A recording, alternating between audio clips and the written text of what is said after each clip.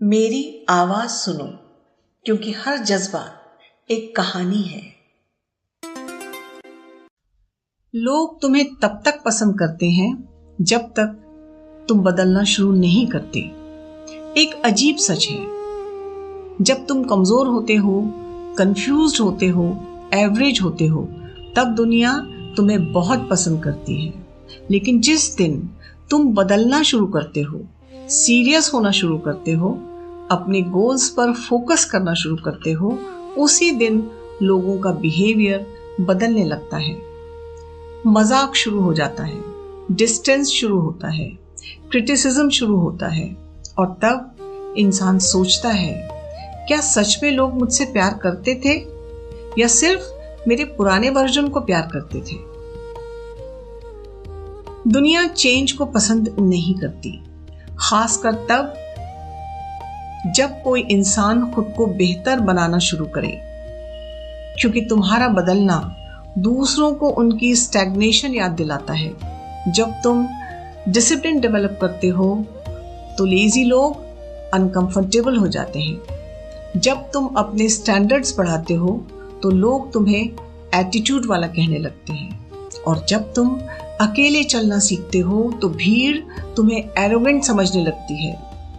लेकिन सच ये है कि लोग तुम्हारी ग्रोथ से नहीं डरते, वो उस एहसास से डरते हैं कि शायद वो खुद पीछे रह गए हैं। साइकोलॉजी में एक कॉन्सेप्ट है, फैमिलियरिटी कंफर्ट।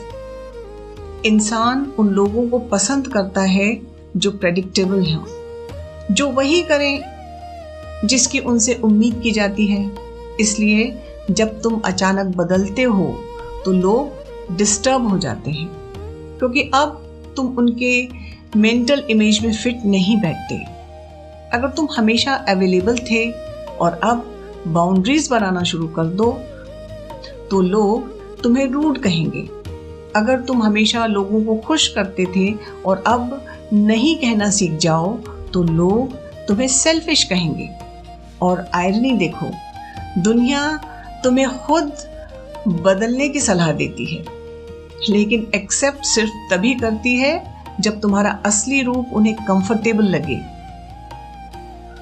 सबसे पेनफुल चीज फेलियर नहीं होती, सबसे पेनफुल चीज होती है उन लोगों को खोना जिन्हें तुम अपना समझते थे।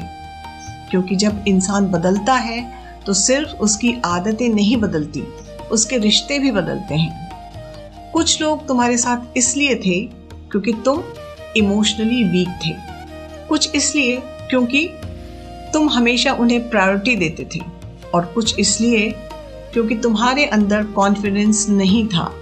लेकिन जैसे ही तुम खुद को वैल्यू देना शुरू करते हो, वैसे ही कई लोग दूर होने लगते हैं। और यही वो फेस होता है जहां ज्यादातर लोग वापस अपने पुराने वर्जन में लौट जाते हैं, क्योंकि अकेलापन डराता है।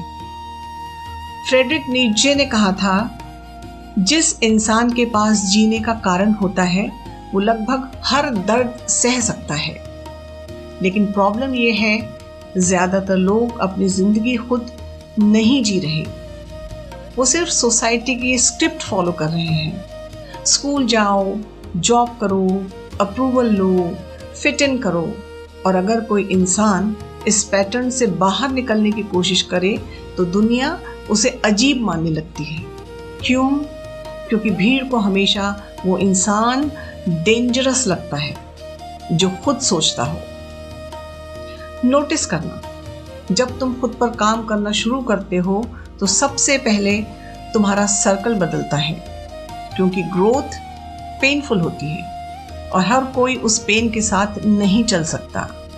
कुछ लोग तुम्हें छोड़ देंगे क्योंकि अब तुम उन्हें इमोशनली एंटरटेन नहीं करते। कुछ लोग इसलिए क्योंकि तुम्हारी एम्बिशन उन्हें इनसिक्योर करती है, और कुछ लोग इसलिए क्योंकि तुम अब मैनिपुलेट होना बंद कर चुके हो। लेकिन यही ट्रांसफॉर्मेशन की कीमत है। हर इवोल्यूशन के साथ कुछ चीजें पीछे छूटती हैं। स्ट्रॉन्ग इंसान वो नहीं जिसके पास बहुत लोग हों। स्ट्रॉन्ग इंसान वो है जो अकेले बदलने की हिम्मत रखता हो, जो टेम्पररी लोनलीनेस सह सके ताकि फ्यूचर में मीनिंगफुल लाइफ जी सके। क्योंकि सच ये है, अगर तुम ग्रो करोगे तो कुछ लोग तुम्हें मिसअंडरस्टैंड करेंगे, अगर तुम डिसिप्लिन बनोगे तो कुछ लोग तुम्हें बोरिंग कहेंगे, अगर तुम अपने ड्रीम्स पर फोकस करोगे तो कुछ लोग तुम्हें सेल्फिश कहेंगे। लेकिन हर बार खुद से ये पूछना, क्या मैं लोगों को कंफर्टेबल रखने के लिए पैदा हुआ हूं या अपनी पोटेंशियल तक पहुंचने के लिए? एक दिन तुम्हें एहसास होगा कि तुम्हारी जिंदगी की सबसे बड़ी गलती गलत लोगों से प्यार करना नहीं थी, बल्कि खुद को छोटा बनाए रखना था ताकि दूसरे लोग इनसिक्योर महसूस ना करें। और उस दिन तुम फाइनली समझोगे कि ग्रोथ का मतलब सिर्फ सक्सेसफुल होना नहीं है। ग्रोथ का मतलब है उस इंसान में बदल जाना जिसे कभी दुनिया एक्सेप्ट करने से डरती थी।